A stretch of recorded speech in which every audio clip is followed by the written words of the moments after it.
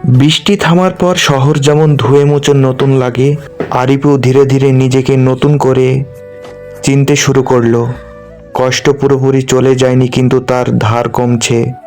এখন সে জানে সব ব্যথা সরাতে হয় না, কিছু ব্যথা শুধু বহন করতে হয়। একদিন অফিস থেকে ফিরে পুরনো একটা বক্স খুললো সে। বাবার জিনিসপত্র, ঘড়িটা ভাঙা ফ্রেম বাঁধানো, একটা ছবি আর কিছু চিঠি। সেগুলো বাবা কোনোদিনও কাউকে দেয়নি, আরিফের নাম লেখা ছিল একটাই।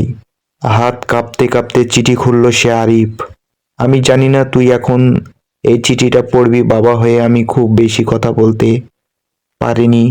শক্ত হতে গিয়ে অনেক সময় কাছে আসতে ভুলে গেছি, কিন্তু মনে রাখিস, শক্ত মানুষকে সেই নয় যে কাঁদায় না, শক্ত মানুষ যে কাঁদার পরেও দায়িত্ব ছেড়ে পালায় না। আরিফ আর পড়তে পারল না, চিঠিটা বুকে চেপে ধরলো। এবার কান্নাটা এলো শব্দ করে, কোনো লজ্জা নেই, কোনো লুকানো নেই, যেন অনেক দিনের আটকে থাকা নদী অবশেষে পথ পেল। পরের দিন সে বাবার কাছে গেল একা, ফুল দিল, কিছু বলল না, শুধু চুপ করে বসে থাকলো। বাতাসে গাছের পাতায় শব্দ মনে হলো, কেউ যেন শুনছে। আরিফ মনে মনে বলল, আমি চেষ্টা করেছি বাবা, ভিজেও যেন সামনে হাঁটতে পারি। ফিরে আসার পথে তার মনে হলো জীবন তাকে কিছু ছিনিয়ে নিয়েছে ঠিকই, কিন্তু তার বদলে অনুভব করার সাহসটা ফিরে দিয়েছে। চোখ ভেজা ছিল, তবু পা দুটো এগিয়ে যাচ্ছিল। সময় থেমে থাকে না, আরিফও আর থামিয়ে রাখলো না নিজেকে। সে কাজে ফিরল, নতুন মনোযোগ, কিন্তু আগের মতোই যন্ত্রণা হয়ে নয়। মানুষের দিকে তাকাতে শিখলো, কথার ফাঁকে ফাঁকে অনুভূতিগুলো ধরতে শিখলো। অবাক খেয়ালে করলো, দুর্বলতা লুকানোর দরকার নেই, সত্য হলে সেটাই সত্যি।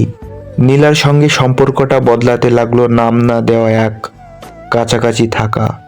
তারা কেউ প্রতিশ্রুতি দেয়নি, কেউ ভবিষ্যতের মানচিত্র আঁকেনি। তবু বিকালের আলোয় পাশাপাশি হাঁটলে মনে হতো কিছু সম্পর্ক ঘোষণা চায় না, শুধু উপস্থিতি চাই। একদিন নীলা বলল, তুই আগের চেয়ে আলাদা লাগছিল।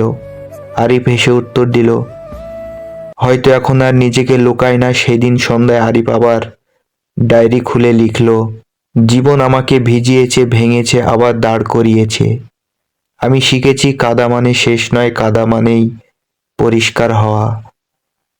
রাতে ঘুমাতে যাওয়ার আগে বাবার ঘড়িটা হাতে নিল সে। সময় চলছে, ঠিকই চলছে, কিন্তু আরিফ জানে সে এখন সময়ের পেছনে নয়, সময়ের সঙ্গে হাঁটছে। চোখ ভিজে থাকলেও দুষ্টি পরিষ্কার, এই তো জীবন। সমাপ্তি বলে কিছু আসলে হয় না, আরিফ সেটা বুঝলো। এক শান্ত বিকালে ঘুম ভাঙার পর জানালার খুলে দেখলো শহরে আগের মতো ব্যস্ততা, মানুষ দৌড়াচ্ছে, গাড়ি ছুটছে, কিন্তু তার ভেতরের তাড়ানাটা বদলে গেছে। এখন সে দৌড়ে না, হেঁটে। বাবার ঘড়িটা সে এখন নিয়ম করে, সময় দেখার জন্য নয়, মনে রাখার জন্য। প্রতিটা টিকটিক শব্দ তাকে বলে দেয় এখনো সে বাঁচে আছে, এখন অনুভব করতে পারে। নীলার সঙ্গে দেখে কমে যায়নি, বরং গভীর হয়েছে। একদিন তারা নদীর ধারে বসেছিল, অনেকক্ষণ চুপ করে থাকার পর নীলা বলল, জানিস, সবাই ভাবে শক্ত মানুষ মনে রাখা, শক্ত মানুষ মনে যারা ভাঙে না, কিন্তু আসলে শক্ত তারা যারা ভেঙে গিয়ে নিষ্ঠুর হয় না। আরিফ নদীর দিকে তাকিয়ে মাথা নাড়ল। সে জানে কষ্ট তাকে কঠিন করেনি, নরম করেছে। সেই দিন সন্ধ্যায় সে বাবার চিঠিটা আবারও পড়ল।